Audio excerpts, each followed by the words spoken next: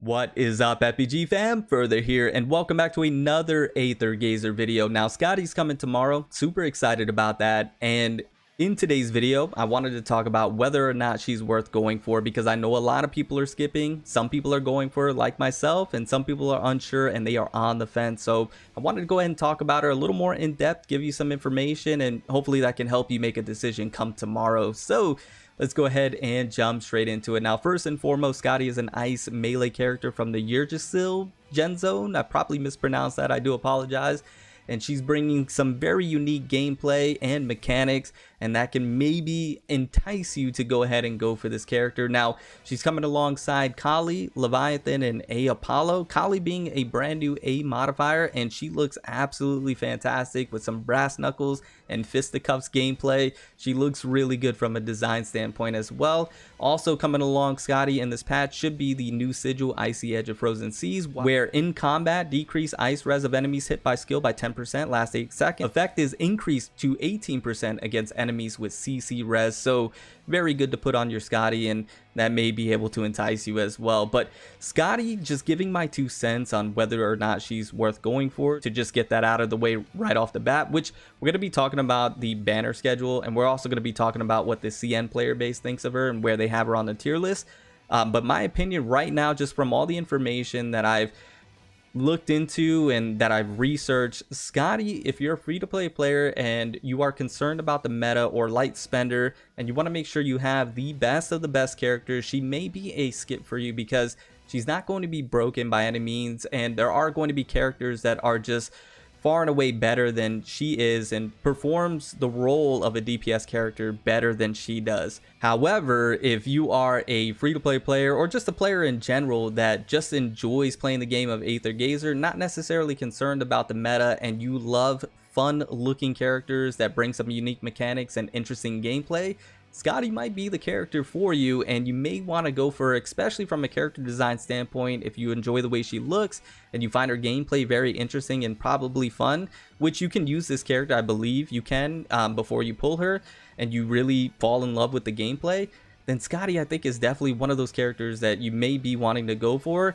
and you may be able to pick up a Kali as well. Now, I never recommend individuals go for A modifiers, because it's just not worth the premium currency. But if you enjoy Skadi's gameplay and what she's bringing to the table, and you could pick up Kali as well, that's a win-win in my books. But I think Skadi is one of those modifiers, just to boil it down, that you go for because you enjoy that modifier in particular, and you're not concerned about the meta, and you're not too concerned about having the best of the best, or you're a whale slash dolphin and you can afford to go for, you know, the characters that you want to.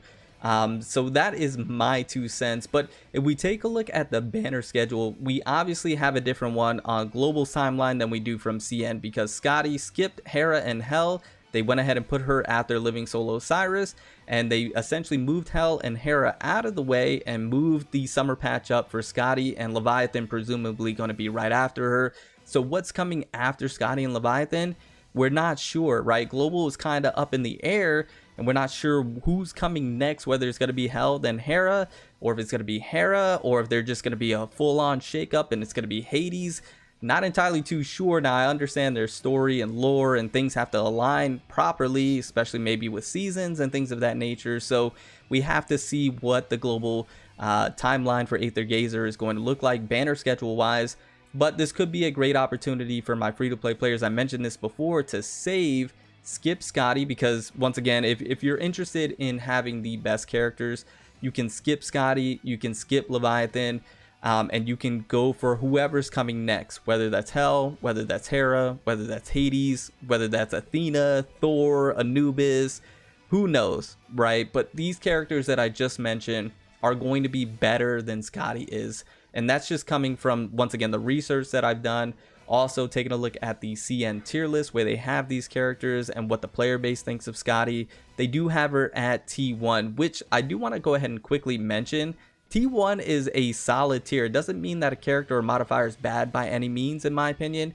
I believe that just means that they're solid, they're good in their role, but they're not broken or oppressive. And what I mean by that is T1, you have Skadi, you have Shu, S Shu, you have a lot of these characters that are solid characters, but they're not broken. and they're not oppressive like Hades and Hera, where these characters are just far and away better than all the others, right? So you have to keep that in mind. You're getting a solid, strong character in Skadi, but you're not getting a broken, oppressive character that can really push content and get you past whatever struggles you might be going through. Now, once again, I believe, in my opinion, any character that you really dump a lot of resources into, invest in, and spend some time on, you can clear content and get things done, because that's just how Aether Gazer is set up, in my opinion.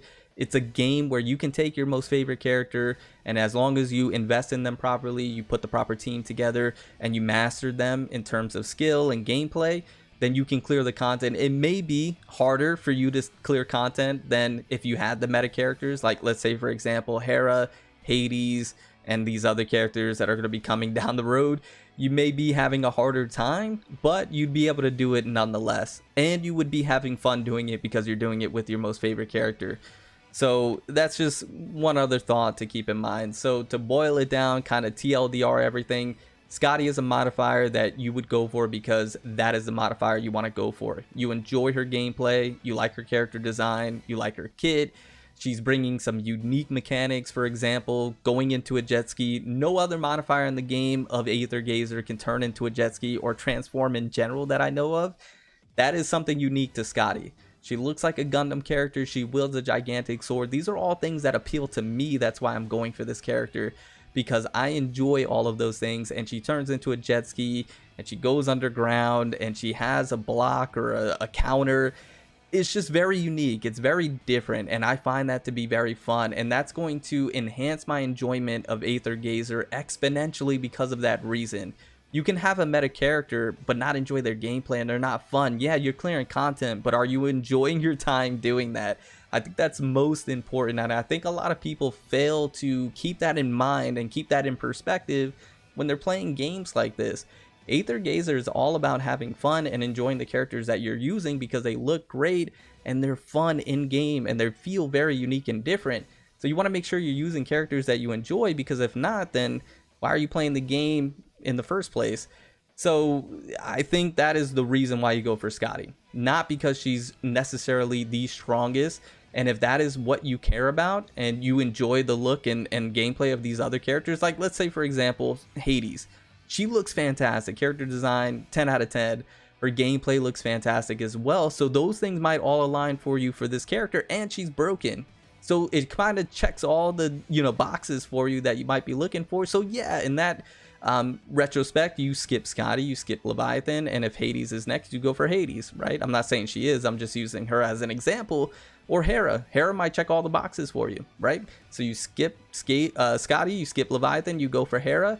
Hell, you get the point, right? So I just wanted to go ahead and provide you guys that information. And also, once again, Kali looks fantastic, so it might be a win-win, Skadi and Kali. But I just wanted to provide that information for you guys. So you go for Skadi because she looks great and she's fun to use and she fits the type of gameplay that you want to do. But if you're looking for meta, then she's probably a skip, and you're going to be looking forward to other characters. Now you can wait until her banner's getting ready to leave. By that time, I would say about a week out, 5 days out from when her banner leaves, we should be knowing possibly who's coming after her. Now, once again, Leviathan should be next, so that becomes a little more difficult, right? Because Leviathan should be coming next, and we won't know what's coming after Leviathan. So it's one of those things where you'll have to take a risk. Skip Skadi, you'll probably get her down the line. There's been some rumors that she might be put into the standard banner. I don't know when a rerun would come back for her as a limited up drop rate, but that might just be a risk that you'll have to take, especially if you want some of these other broken characters. Anyways, guys, let me know in the comments down below what you think. Let me know your thoughts. I'm interested to see what you guys have to say, and hopefully this video brought you some value. I'm gonna get on out of here. Remember to stand out, be different, have fun, go further beyond in everything that you do. My name is Cody. You can call me further. I'll see you all next one. Bye, guys.